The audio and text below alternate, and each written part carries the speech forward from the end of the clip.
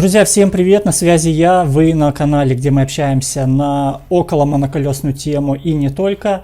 И знаете, последнее время я замечать стал, что многим из вас интересны не только узконаправленные какие-то ролики про конкретно моноколесо, но и в частности, допустим, про электросамокаты.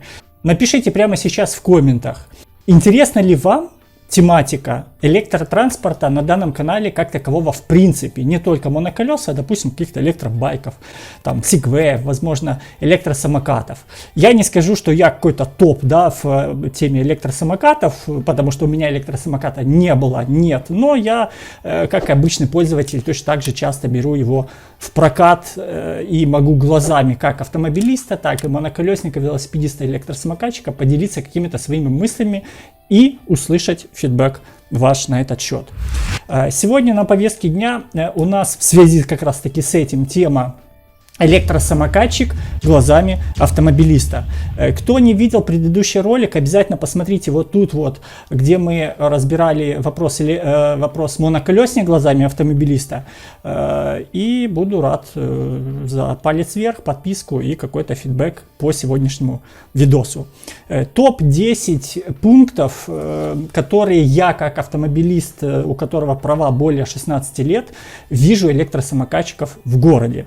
Первый пункт, я бы его, знаете, обозвал из крайности в крайность. Или сильно быстро, или сильно медленно. Я не знаю, почему так, но передвигаясь по ПЧ, передвигаясь по дорогам Киева, где я нахожусь на автомобиле, я почему-то постоянно вижу электросамокатчиков, которые или сильно гонят, или сильно медленно едут. Медленнее, чем велосипедист, медленнее, чем там какой-то роллер, медленнее, чем там тот же моноколесник. То есть такое впечатление у меня, как автомобилиста, иногда складывается, что какой-то средней скорости, да, тумблера нету. Есть переключатель или медленно, или быстро. Да, все. Конечно, это может быть просто такое впечатление, но вот так, как-то так. Второе. У меня, как у автомобилиста, очень часто, в подавляющем большинстве случаев, возникает в голове вопрос, глядя на электросамокатчиков, что опять без экипа? Конечно, в большинстве случаев это касается такого риторического вопроса к людям, которые передвигаются по проезжей части на больших скоростях. Но, вы знаете, опробовав разные виды досуга, я могу сказать, что даже на вейкборде, когда вы за катером на веревочке двигаетесь на доске по воде, не по асфальту, а по воде, на вейксерфе, то же самое, только без веревочки, на сноуборде, когда, казалось бы, рыхлый снег, пухляк, полметра снега.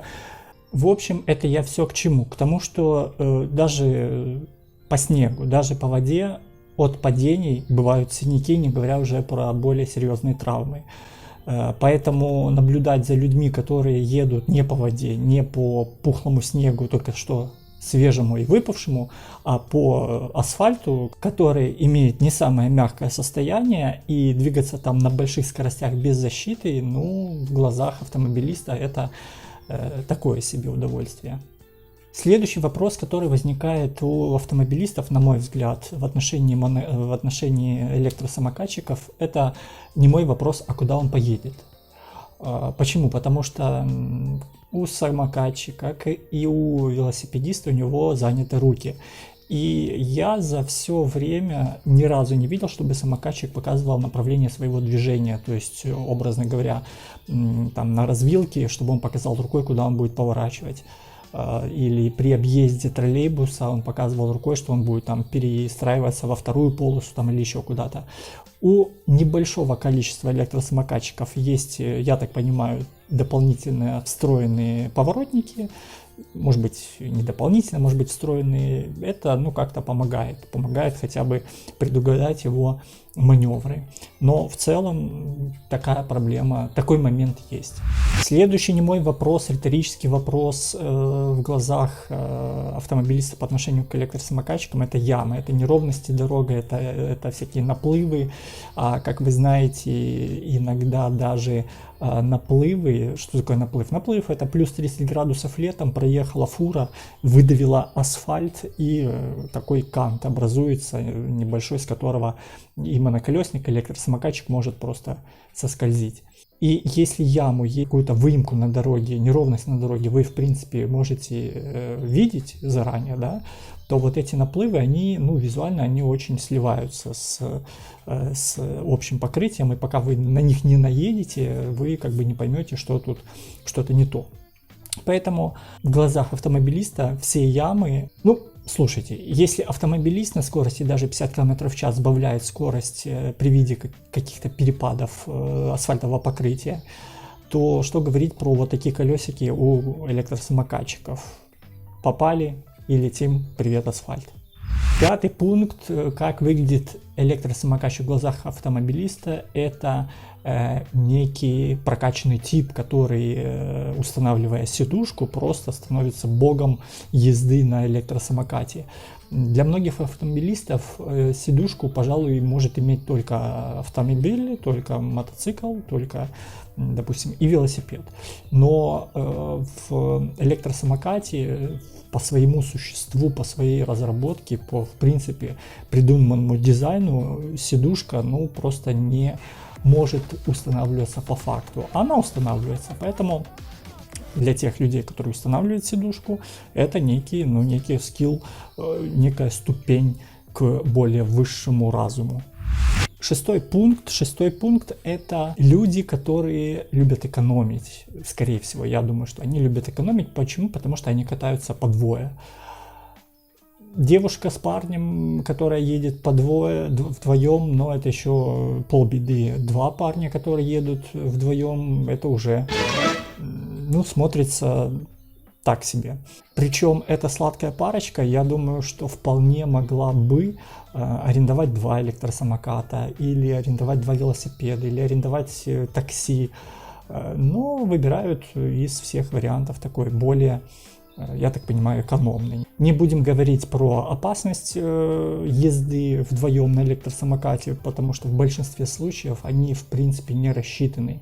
Да, они повезут вас на ободах, но, как бы, на мой взгляд, это опасно. Опасно, потому что, да, я думаю, что даже кто ездит на мотоцикле, понимает сложности в начале, когда едет второй пассажир сзади. И хорошо, если второй пассажир сзади понимает, как ему вести себя на заднем сидении, куда отклоняться, куда наклоняться. В электросамокате, на мой взгляд, аналогично. У рулевого, так скажем, есть некоторые сложности, когда он везет не только себя, а еще второго человека. Седьмой пункт. Электросамокат в глазах автомобилиста вызывает зависть. Зависть в хорошем смысле, потому что когда час пик, когда лето, весна, осень, когда есть общественная полоса в городе, в вашем городе, когда там ездят маршрутки, троллейбусы, автобусы, когда хамы, водители не ломятся туда, пытаясь проскочить пробку, то, стоя в пробке, стоя в тянучке, электросамокатчики реально вызывают зависть. Если вы знаете, в Киеве есть, допустим, от Петровки, да, в сторону Шулявки, в сторону туда Дорогожича наверх, есть такой затяжной подъем, затяжной спуск, и там, ну, наверное, из 10 случаев, там в 8 случаях будет тянучка, будет пробка. Электросамокаты, моноколесники, пролетели, и даже не нужно ждать, пока кто-то где-то отъедет, проедет. Там всегда, в принципе, пусто, потому что там часто полиция ловит на такие нарушения, поэтому в большинстве случаев правая полоса общественного транспорта там довольно-таки пустая. Тротуара как такового там нету, поэтому полоса общественного транспорта для самоката, для велосипеда, для моноколесо там вообще супер. Восьмой пункт. У многих автомобилистов, ну у многих, у меня по крайней мере, в отношении электросамокатов вызывает вопрос, а пустят ли этого электросамокатчика в метро, пустят ли его в маршрутку, пустят ли его в такси. Почему? Потому что если моноколесников я вижу довольно-таки часто в том же самом метро, в том же самом автобусе, маршрутке, то самокатчиков как-то, ну, может быть, я не обращаю внимания, но их намного меньше передвигается в метро, передвигается в маршрутках. Я думаю, что причина тому необходимость складывать и, собственно, размеры. Даже в сложном виде электросамокат занимает, ну, на порядок больше места. В метро при мне был разговор тетеньки на шлагбауме, которая не хотела пускать, ну как, она пустила в итоге, но электросамокатчик хотел просочиться, не складывая самокат, а по сумме 3 сторон, да, там ширина, высота, глубина, там какой-то был предел. И этот предел как раз самокат мог пройти только в сложенном виде. А в сложном виде, в его случае, конкретно в его случае, очень неудобно было нести. Не у всех электросамокатов есть какая-то ручка, какой-то зацеп для руки. И поэтому там некоторая была баталия, но человек, видимо, торопился, поэтому он сложил и пошел. Про такси я молчу. Колесо в такси, в принципе, влезет в любом состоянии, хоть в багажник, хоть за заднюю сидушку, за переднюю сидушку, имеется в виду сзади, где ноги ставят. Можно чуть-чуть пододвинуть переднее сиденье, но оно влезет, даже большое колесо. Не говоря уже там про InMotion 5 там, или 8. 9 пункт, вопрос у автомобилиста в отношении электросамоката, а знает ли он ПДД? Потому что электросамокаты, арендуемые, неарендуемые, свои, они в своем большинстве, их очень много ездят по проезжей части. То есть я не знаю, если вот даже сравнивать моноколесников с электросамокатчиками, вот взять 10, ну, окей, там 50 моноколесников, из них будет, ну, наверное, 80% передвигаться по тротуару. Если взять 50 электросамокатов, то из них, на мой взгляд, будет процентов, наверное, 60 передвигаться по проезжей части. То есть большая часть почему-то ездит по проезжей части. Я догадываюсь почему, потому что с тротуаров мало понижаек, потому что с тротуаров с такими, опять же, колесиками можно хоть хорошо встрять носом в асфальт, а по проезжей части, даже по первой полосе, мало-мальски можно как-то двигаться без необходимости слазить с электросамоката.